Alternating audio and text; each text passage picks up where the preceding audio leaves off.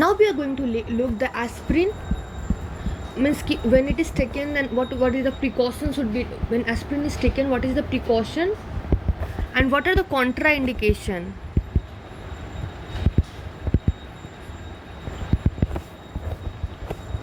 Okay, so aspirin is contraindicated in patient, is contraindicated in patient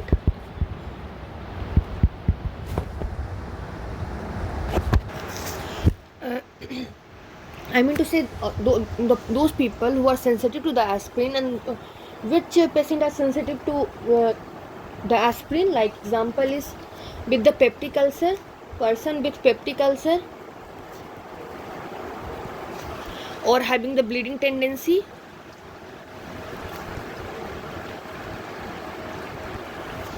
in children who are suffering from chicken pox or influenza.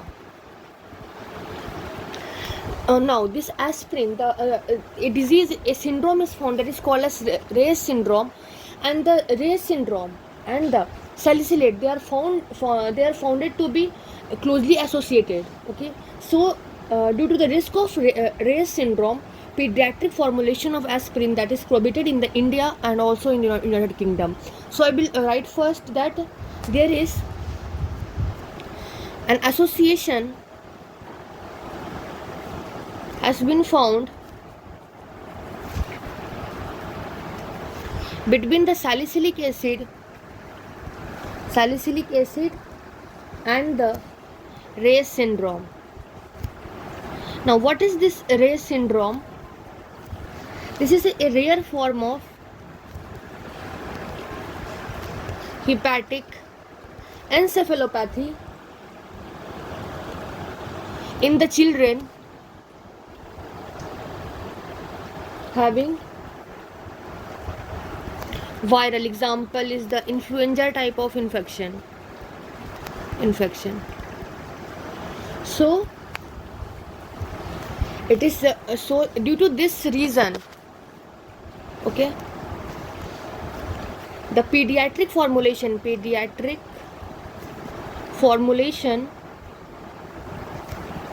of aspirin has been prohibited in India and also in UK. Now second, this was the first. Now second is in chronic liver disease, aspirin precipitate the hepatic necrosis. After that, aspirin should be avoided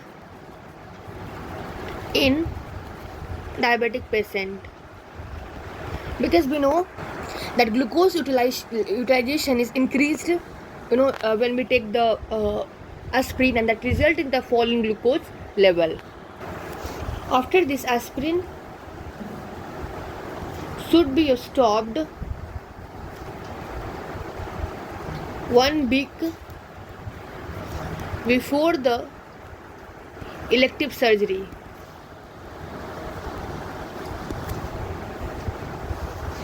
And if the aspirin is given repeatedly during pregnancy, then it may be responsible for low birth weight babies, and this can also lead to delay or prolonged labor and postpartum blood loss, premature and greater postpartum blood loss, premature closure of ductus arteriosus occur if it is taken, aspirin is taken in near term, at near term, when baby is about to come in this earth, then this can occur. Then aspirin should be avoided by breastfeeding mothers, and aspirin should also avoid it with high dose. High dose aspirin should be avoided in G6P deficiency individual, because by the aspirin the hemolysis can occur. Now this was the precaution when aspirin should be taken and the contraindication. Now we will look about the interaction, that when the aspirin is taken, to which drug it can interact, and what we should avoid. The aspirin displaces the first interaction. Aspirin displaces the warfarin, the sulfonylurea, phenytoin, methotrexate from binding site on plasma protein, because aspirin is 80% bound to plasma protein and the volume of distribution is 0.17 liter per kg. So it removes the warfarin, sulfonylurea, phenytoin, methotrexate from the binding site and display and खुद जाकर बैठ जाता है वहाँ पे. And after that the overdose symptom of this drug occur, and its antiplatelet action increase the risk of bleeding in patient. After that, second is aspirin at analgesic dose, that is 0.3 to 0.6 gram per 6 to 8 hourly, inhibit the tubular secretion of uric acid and antagonize the uricosuric action of probenecid. Now third, aspirin blunts diuretic action of furosemide and the thiazide and reduce K+ conserving action of spironolactone.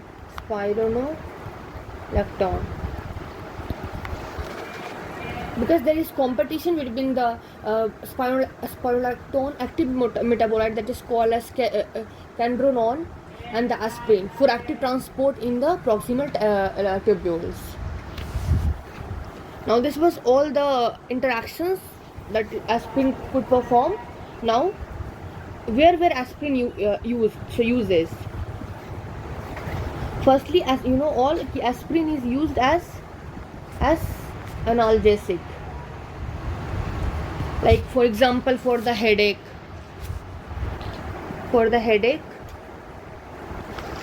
also used in the mild migraine, the backache, joint pain, pulled muscle, toothache, etc. And it is effective at low doses, that is 0.3 to 0.6 gram 6 to 8 hourly. And the analgesic effect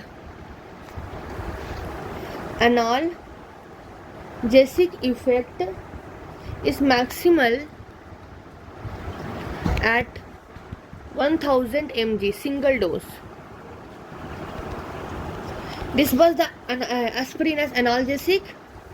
Now we will look aspirin second as antipyretics.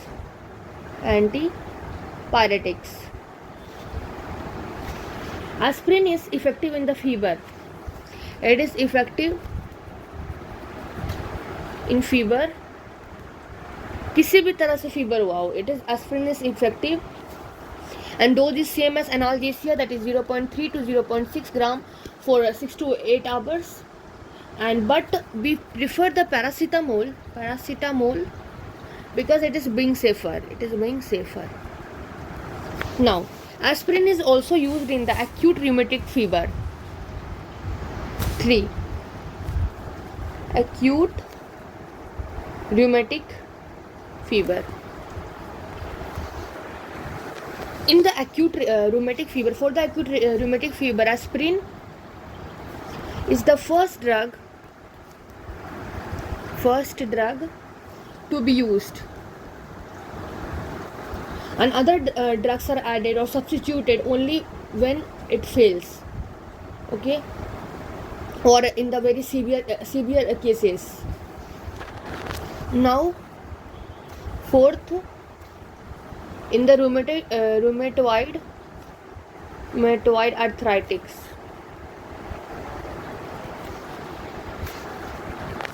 aspirin in dose 3 to 5 gram per day that produce relief in pain, swelling, morning stiffness,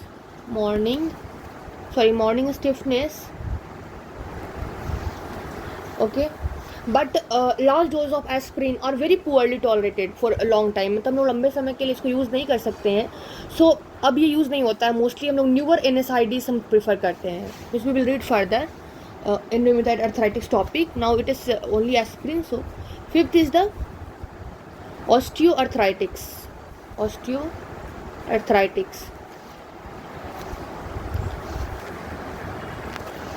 For the osteoarthritis, it is not so infrequently used now, because this is asymptomatic. This is means that it is not used frequently, and the paracetamol is the first choice for analgesic nowadays. Now in the 6th, post-myocardial infraction,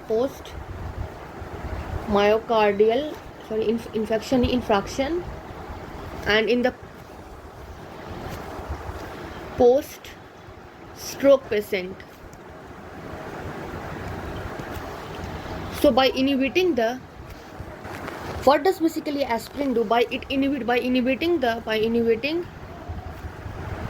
platelet aggregation, aspirin lowers the incidence of reinfraction, दोबारा infarction होने से बचाता है. And TXA2 synthesis that occur in the platelets, that is inhibited at low dose. But at high dose, it was at the low dose. Now at high dose, what the beneficial effect which it was providing, aspirin was providing, okay, it reverses the beneficial effect. How? By inhibiting the PGI2. This is the anti-aggregatory and vasodilatory. Okay, so this at high doses it reverses the beneficial effect, okay, by inhibiting the PGI2. Now next is the Next effect is the seventh, that is prevention of preeclampsia. Now, what is the preeclampsia? Preeclampsia is condition in the pregnancy that is related with the high blood pressure, with the fluid retention. So, imbalance between the TXA2 synthesis and PGI2 synthesis, that is I have explained the balance between the PGI2 and TXA2 in different videos. You can watch that. And so imbalance between the synthesis of TXA2 and PGI2, that is believed to be the causative agent in pregnancy related hypertension, preeclampsia. So if aspirin is given, not much, only 80 to 100 milligram per day, and that is administered from the 12 week from 12 week of pregnancy. 12 week of, you can say, gestation till childbirth.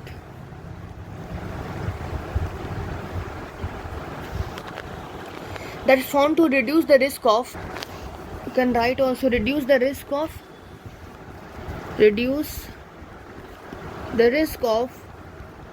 preeclampsia in the pregnant body, preeclampsia in the pregnant women with diabetes,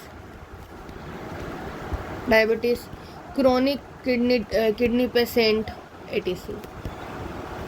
Okay, this is all you have to read in the aspirin. Okay, thank you everyone. Please subscribe my channel and please share and like this video. Thank you.